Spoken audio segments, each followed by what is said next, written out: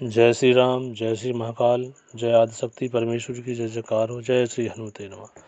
मेरे प्रिय साधकों, आपका स्वागत करता हूँ दिव्य साधना मार्ग चैनल में। आशा करता हूँ सभी साधक भाई स्वस्थ होंगे, सही होंगे अपने घर पर।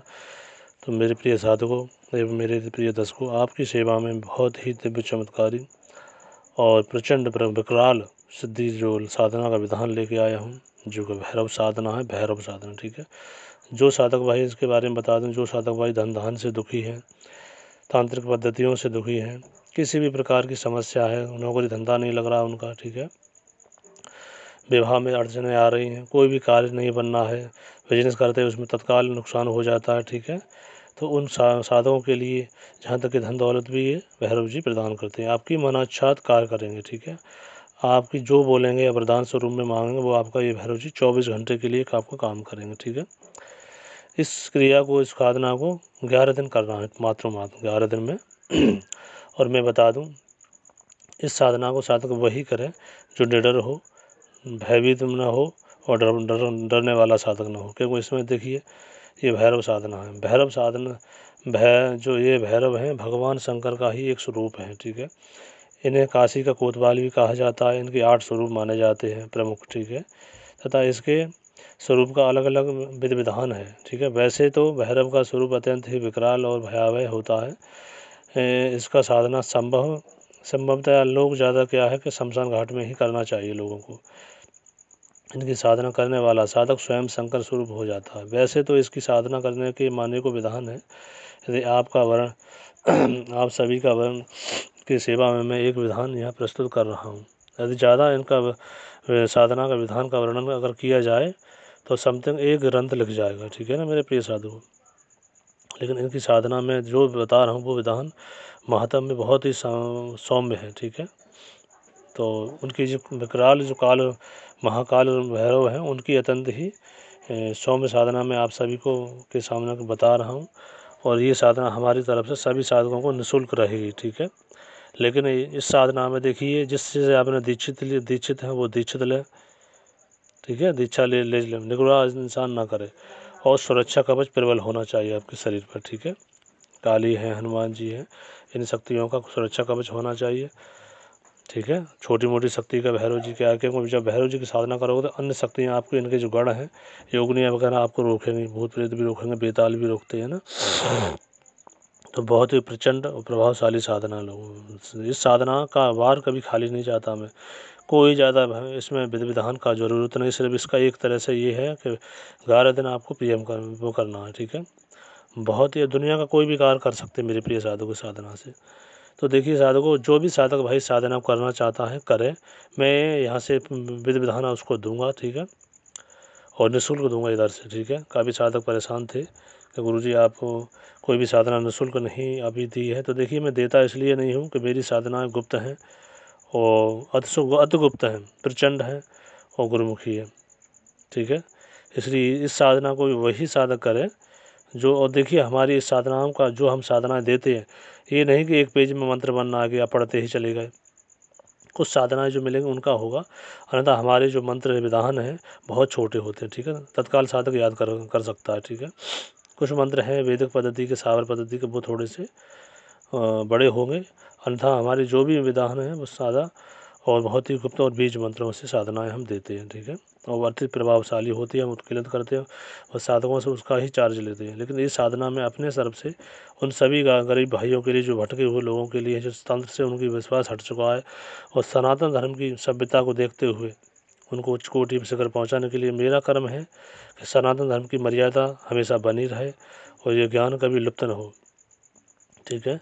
आगे चल के जो साधक दीक्षा लेना चाहते हैं वो भी ले लें, और अगर मुझसे न लें तो आप किसी भी साधक से, गुरु से अपने दीक्षित होना चाहिए। सुरक्षा कवच प्रबल होना चाहिए साधना में, इसका बार कभी खाली नहीं जाएगा, मैं बता रहा हूँ आपको, ठीक है। तो चलिए मेरे प्रिय साधकों, देखिए इस साधना से दुनिया का हर एक काम कर सकते हैं आप, लेकिन 24 घंटे के लिए, 24 घंटे के लिए भैरव जी जो होंगे आपका कार्य करेंगे, उसके बाद में वो अदृश्य हो जाएंगे। जब भी ये कभी बुलाएंगे तो वे सिर्फ आपकी सुरक्षा करेंगे, लेकिन और कार्य नहीं करेंगे, पहले बता रहा हूँ, ठीक है। सभी साधकों से मेरा एक ही अनुरोध है, इस साधना से जो भी चीज़ आपको प्राप्त हो, ठीक है, तो मेरे केंद्र के लिए भी गुरु दक्षिणा के रूप में आपको दायित्व बनता है कि जिसने आपको साधना दी है या आपको विधि विधान में, इसमें देखिए हमें भी उत्कीर्णित करना पड़ेगा। 3 दिन लगेंगे जो साधक भी लेगा हमसे साधना, क्योंकि ये साधना में अभी निःशुल्क दे रहा हूँ। तो ऐसा नहीं है कि उत्कीर्णित नहीं होगी, साधना उत्कीर्ण होगा इसका। और जो भी एक्टिविटी इसमें की जाती है, सपोर्ट लगाई जाती है साधना में, शक्तिपात किया जाएगा, वो भी मैं करूँगा साधक के नाम से, ठीक है। तो वो साधक भाई इस वीडियो को पूरा पूरा देखें, ठीक है। अपना अगर जन कल्याण करना चाहते हैं तो, अन्यथा भटकना चाहते हैं तो वो उनकी इच्छा है, वो जाने, उनका कर्म जाने, ठीक है। छोटा सा मंत्र है, विधि विधान भी छोटा है, कोई ताम झाम की ज़रूरत नहीं इसमें, ठीक है। तो मेरे प्रिय साधु, करना क्या है आपको, ये विश्व के विधान की तरफ चलते हैं, उसको आप प्रिय ध्यान से सुनिए, ठीक है। इस वीडियो को स्किप नहीं करना है आपको, ठीक है। तो इस साधना को से ही आप जान जाएंगे, ठीक है। तो मेरे प्रिय साधकों, किसी भी अमावस्या को अब रात्रि के 10 बजे के बाद में काले कुत्ते को अपने साथ में रखना, उसके गले में रस्सी बांध कर डालकर अपने साथ में और थोड़ा सा सिंदूर लेके जाना है, ठीक है। एक लड्डू लेके जाना है अपने, ठीक है। एक लड्डू लेके जाएंगे आप। तो भैरव जी का मंदिर अपने गांव से या सिटी से कम से कम समथिंग वीराने में भैरव जी का मंदिर होना चाहिए, जो कि समथिंग गांव से हो तो 2 किलोमीटर हो, सिटी से हो तो कहीं चल जाएगा, आउट में होना चाहिए, ठीक है। तो अपने घर से अमावस्या की रात्रि में 10 बजे के बाद में आप एक काले कुत्ते के गले में रस्सी में पट्टा बांधेंगे, थोड़ा सिंदूर लेके जाएंगे और एक लड्डू लेके जाएंगे, ठीक है। अब मंदिर में पहुँच आपको क्या करना है, जो सिंदूर आप लेके गए हो वो भैरव जी की मूर्ति पर थोड़ा चढ़ाना है उतार के, और कुत्ते के मूर्ति जो सिंदूर है वो चढ़ा के मतलब लेप कर देना है, सिंदूर का लेप कर देना। और लड्डू जो है भोग में लगाए, भोग भैरव जी को भोग में लगाएंगे आप, ठीक है। वहीं रख देंगे पान के पत्ते पर कि कहीं हे भैरव जी इस भोग को स्वीकार कीजिए, ठीक है। उसके बाद में इस क्रिया को आपको 11 दिन तक करना है, ठीक है। ऐसे ही ये क्रिया 11 दिन करना, 11 दिन तक लगातार करना। डेली जाना है आपको, सिंदूर ले जाना है, भैरव जी के शरीर पर सिंदूर लगा देना है, ठीक है। तो सिंदूर लगा देने के बाद भोग में जो लड्डू को प्रार्थना करेंगे। इससे 11वें दिन मंदिर में पहुंचकर आपको क्या करना है, जो सिंदूर 7 बार जो ले गए सिंदूर भैरव जी पे 7 बार उतार कर, भैरव जी के ऊपर 7 बार उतार कर वो कुत्ते पर आपको लेप लगा, कुत्ते के माथे पर उसका तिलक लगाना है, ठीक है। जैसे रोज तो ले जाना सिंदूर, तो भैरव जी की मूर्ति पर मतलब सिंदूर लगा देना है, मतलब उसके ऊपर चढ़ा देना है, ठीक है। मस्तक वगैरह सभी पे पोत देना है सिंदूर को। लेकिन जब 11वें दिन आएगा 11वें दिन जो आएगा तो उसमें क्या करना है, 7 बार वो सिंदूर भैरव जी की मूर्ति के ऊपर से उतार कर और वो कुत्ता जो लेके आप गए हैं उसके मस्तक पर तिलक लगा देंगे, ठीक है। और उस दिन के चढ़ाए हुए जो भी, जैसे आप ले जाएंगे चढ़ा हुआ सामान सभी आप छोड़ के वहीं चले आया करेंगे। लेकिन 11 दिन जो भोग है आपका चढ़ाया हुआ लड्डू का जो भोग है वो कुत्ते को खिलावें, ठीक है। कुत्ते को खिला दें बिल्कुल। याद रखें कि लड्डू का एक भी दाना ज़मीन पर न गिरने पाए उसके मुंह से, ठीक है। कुत्ते जब खिलाएं तो एक भी दाना ज़मीन पर न गिरे। अगर जो भी दाना गिरने को हो उसे अपने बीच में ही अपने रोक कर अपने हाथ में इकट्ठा करके स्वयं खा लें या फिर कुत्ते को पकड़ कर खिला दें, ठीक है। मंदिर से बाहर निकल कर आवें। जैसे ही मंदिर से बाहर आप निकलेंगे उसके आपके पीछे पीछे भैरव भी सौम्य रूप में निकल कर कहेंगे कि चल मैं तुम्हारे से सभी मनोरथ आज पूरे कर देता हूँ। तो इस तरह हुए भैरव आपके साथ जब कहेंगे तो आप प्रणाम करना उनको, ठीक है।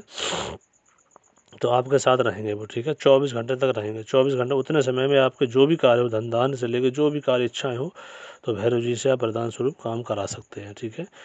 ये साधना आपको कोई भी संदेह नहीं रखनी है, ना ही आपको मन में भयभीत होना चाहिए। पूर्ण श्रद्धा भक्ति भाव से साधना करें। ये साधना 1,00,000% कंप्लीट है। साधना आपको सिद्ध होती है। यदि किसी भी साधक की ऑरा पावर कमज़ोर है, ठीक है, तो भैरव जी यदि आपको दिखाई न दें तो आवाज़ आपको आएगी, तो आपको उनसे वाचा वचन करने हैं, ठीक है। अभिलाषा अंदर से आती है, ठीक है ना। तो आपके सारे कार्य बनेंगे, धन मंगाएंगे, धन भी कार्य होगा, ऐसे ही बात नहीं। लेकिन धन उतना ही होगा जो मानव कल्याण के लिए आपको जितना ज़रूरत है। ये नहीं कि आपने कोई उस धन का जो आप मंगाएंगे या कोई भी कार्य कराएं, उस धन या कुछ भी कार्य कराएं उसका कभी भी तामसिक अवस्था में प्रयोग नहीं करना। मांस मदिरा नहीं खानी है आपको, दारू नहीं पीनी, अय्याशी नहीं करनी है। अंधा भैरव जी अगर रुष्ट हो गए तो आपका तो विनाश करेंगे, साथ में आपको कुल का भी विनाश कर देंगे, ठीक है। तो ये सोच समझ कर करें। भैरव जी कोई साधना है, ये प्रचंड है, देखिए मैं मंत्र थोड़ा सा बता दे रहा हूँ लास्ट में, महाकालीसुराय नमः, ठीक है। और ओम से अच्छा इस पर प्रकट होता है। मात्र अब 3 अक्षर लास्ट में बीच में बचे हुए हैं। पहला है ओम, बीच में डॉट डॉट डॉट, फिर है महाकालीसुराय नमः, ठीक है। 3 अक्षर और हैं। बहुत दिव्य और चमत्कारी मंत्र है, ठीक है मेरे प्रिय साधकों। तो इस विद्या को आप ग्रहण करें और अपना कल्याण करें, दूसरों का भी कल्याण करें। इस धन को जो प्राप्त करेंगे, कोई भी कार्य करेंगे, धी बेटियों की के को दान करेंगे, ठीक है। गरीब लोगों को भोजन खिलाएंगे, ठीक है। किसी मठ वगैरह या भैरव मंदिर में दान कर सकते हैं, वो गुरु को दान कर सकते हैं, ठीक है। तो ये साधना उन सभी साधकों के लिए मैं दे रहा हूँ। तो गुरु दक्षिणा का स्वरूप जब सिद्धि आपको कंप्लीट हो जाए तो हमारे केंद्र के लिए भी आपका दायित्व बनता है, ठीक है। इसलिए मैं साधन निःशुल्क दे रहा हूँ। तो जो साधक भाई करना चाहते हैं उनको अपना एक फ़ोटो विद नाम, एड्रेस, गोत्र वगैरह हो मालूम हो तो भेज देना, ना भेज दो, कोई दिक्कत नहीं है। तो उनको साधना, यदि कोई गुरु दक्षिणा के रूप में कोई दक्षिणा भेजना चाहते हैं, वैसे विधान ये है कि कोई भी गुरु से कोई भी चीज़ लो तो गुरु दक्षिणा के रूप में उन्हें कुछ भी दो, वो आपकी श्रद्धा की बात है, ठीक है। लेकिन मेरी तरफ से आशीर्वाद है आपको निःशुल्क, ठीक है।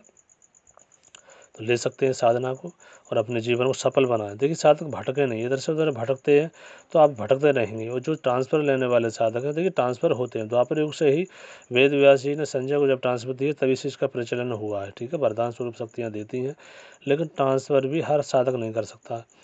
दूसरी बात यहाँ कि धन प्राप्ति के लिए जो ट्रांसफ़र लेते हैं, साधक ले रहे हैं सभी लोगों से कि धन वर्षा के लिए, तो ऐसा मेरे मतानुसार संभव नहीं है। क्योंकि जिसके पास में धन ट्रांसफ़र करने की सिद्धि है वो तुमसे फिर धन क्यों लेगा, उसे क्या ज़रूरत है, वो सिद्धि से काम चला लेगा। हालांकि शक्तियाँ सारे काम करती हैं, ऐसा नहीं है कि धन ला के नहीं देती हैं।